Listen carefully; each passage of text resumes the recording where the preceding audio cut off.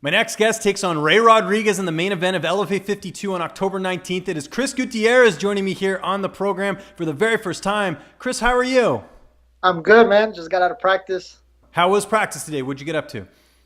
It was a lot of wrestling into striking into takedowns, takedown defense, a little bit of everything. Okay, good stuff. A little variety, which is always good. Where did this journey start for you? How did you get involved in combat sports?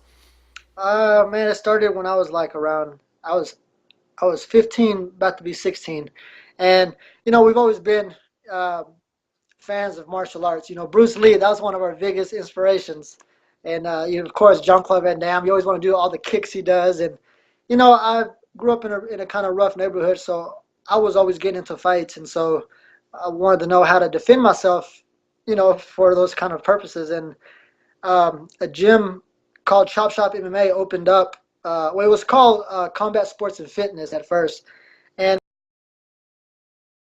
man, I fell in love with it, and ever since then, here I am. When was that moment for you in your career where you realized you wanted to do this as a career? Man, I was stuck between soccer and fighting, and I wasn't around the best people, and I had people telling me I wasn't good enough in soccer, and I kind of let them like detour me from my from my goal, and that's what I wanted to do with my whole life, was play professional soccer. But I was falling in love with martial arts. I'm a person that when I get the hang of something and it becomes repetition, it gets boring, and I get burnt out of it. With sports, it's never ending, especially martial arts. The more you learn that you actually don't know as much as you think. You feel me? Yep. And No, I hear so, you. Yeah. and so that's how I was growing that passion for fighting, as the soccer one was kind of going away, because I was believing people. I kind of let them get in my head, telling me I wasn't good enough, and I kind of let that go, and I let it slip. But I don't. Everything happens for a reason. I don't say anything or regrets, because those things had to happen in order for me to be where I'm at in life now. I like that outlook. That sounds great. People watching this interview, aside from the fact that you're headlining the LFA card, probably remember you from World Series of Fighting, where you got that win over Tamir Valiev. I know you only had, I think, it was a couple fights for them. Why did you not re-up with them? Just going forward, was there a particular reason, or did you just want to test free agency and potentially get to the UFC? Man, I was being shelved. In all reality, it is what it is. I was being shelved, and I got the call to fight for World Series, got the contract, and we signed it. And of course, they threw me in with the number one guy, the number one contender, which I wasn't. I wasn't. It didn't bother me. I was like, I've always been the underdog in anything I've ever done my whole life. So with that kind of,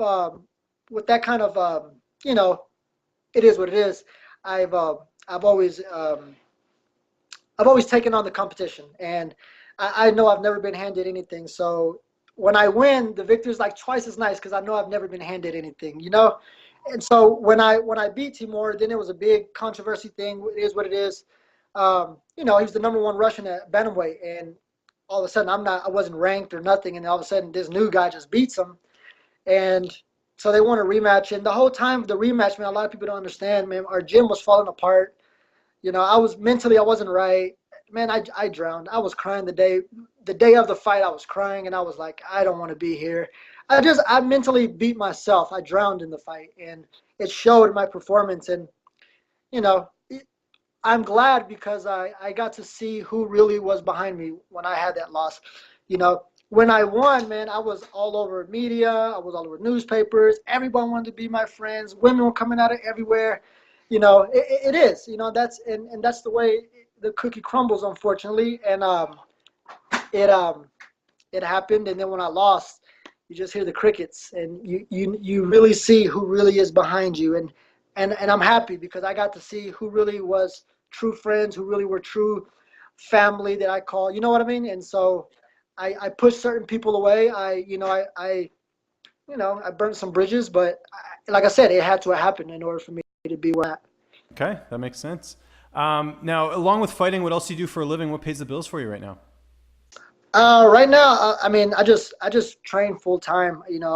I'm trying to look for a job under circumstances, it's kind of hard for me to get one right now. And so going through that and, keeping my head up, it's been a long year, for people who don't know, people who, just tuning in, just knowing about me. This last year, man, it's crazy. I don't really want to get into it, but, I know what it feels like to hit rock bottom. And so I picked myself up from that. Here I am. Well, it hasn't looked like that in your last couple of fights, especially your last one. You get that win over Jimmy Flick. And, Jimmy, for people who don't know, had that big win a while back over Johnny Bedford, the UFC veteran. So that was a good win on your resume. Were you expecting a main event slot like this for LFA? I know you'd fought for them before, but to get an opportunity like this, have the spotlight on you, it's a pretty big deal. No, yeah. I mean, no, I didn't expect it. I know Colin, he put a post out, hey, we're coming to Belton for the first time. And I was like, yo, man, like, let me represent. I'm from Texas, and, me and Ray, we've been scheduled to fight a couple times. I'm not saying that he was ducking and dodging me. Neither was I.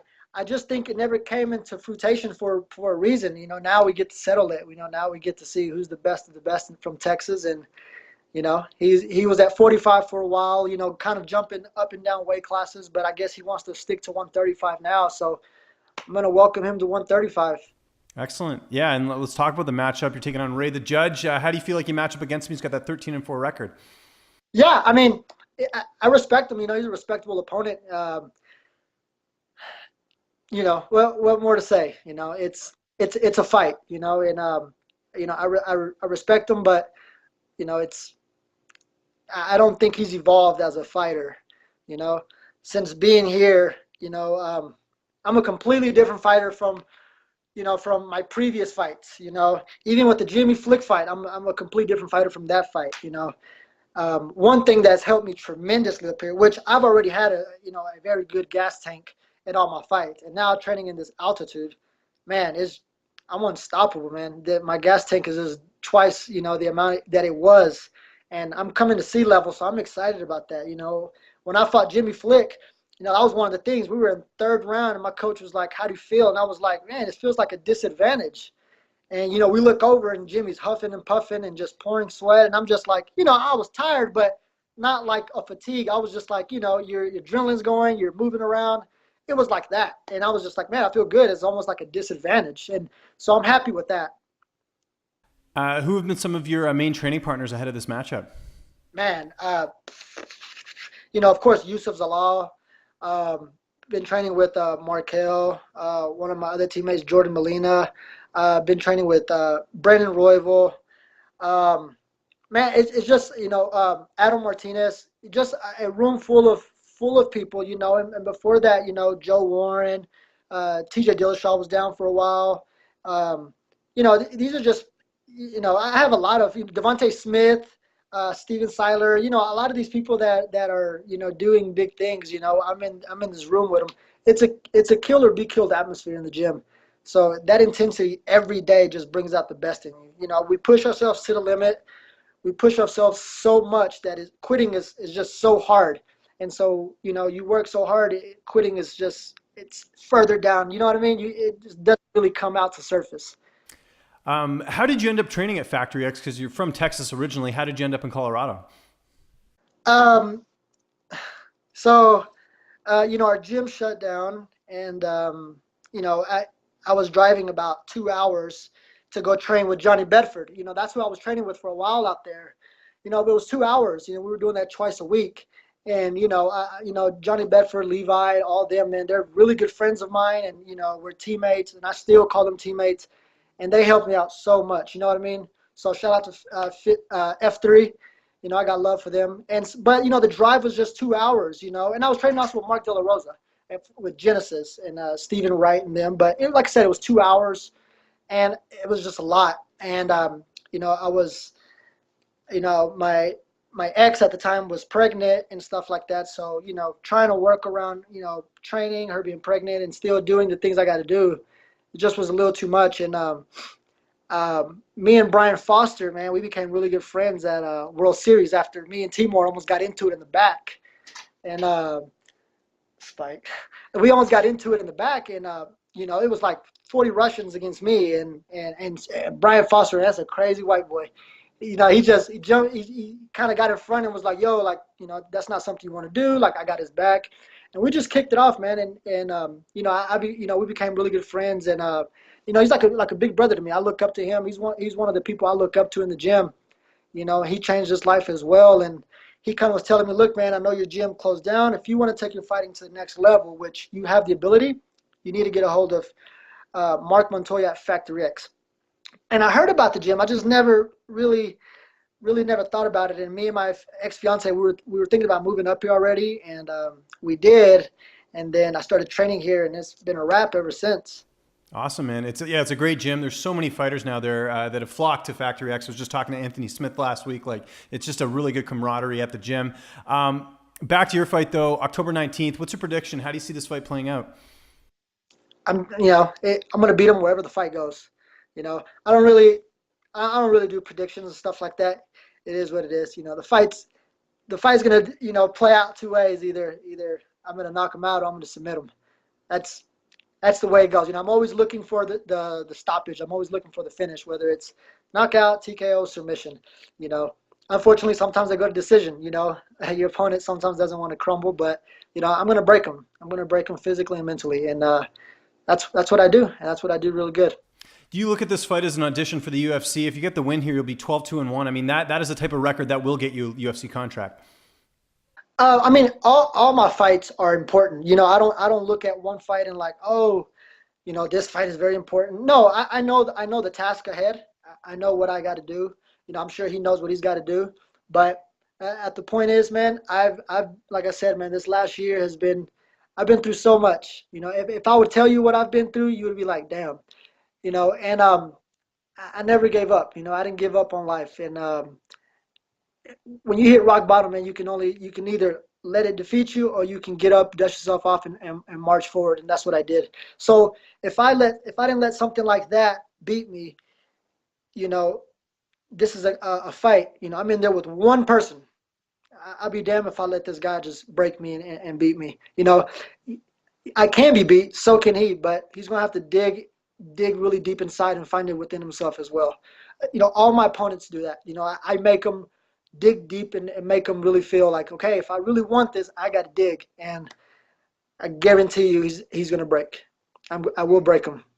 I love it. It's going to be an awesome fight. I can't wait for this. LFA 52, October 19th, live on Access TV. Chris, it was great getting a chance to talk to you, man. Just remind people where they can find you on social media, and if you have any sponsors or shout outs, the floor is yours. Yeah. So on social media, you can find me on Instagram, L_Guapo MMA.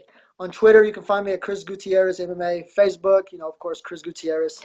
My sponsors, of course, my manager, Jim Walter Management, my gym, Factory X. Lando Performance, man, they've helped me with strength training and just the gas tank, man. They've helped so much. Denver Chiropractor with Dr. Trent. Terphouse. MB2 Dental Solutions. Scott Coronado, attorney at law in Greenville, Texas. If I'm missing anybody else, no, man, I'm good right there, man. I appreciate everybody that's helped me out, and all my teammates and my gym and managers and and my family that supports me, man. I appreciate it.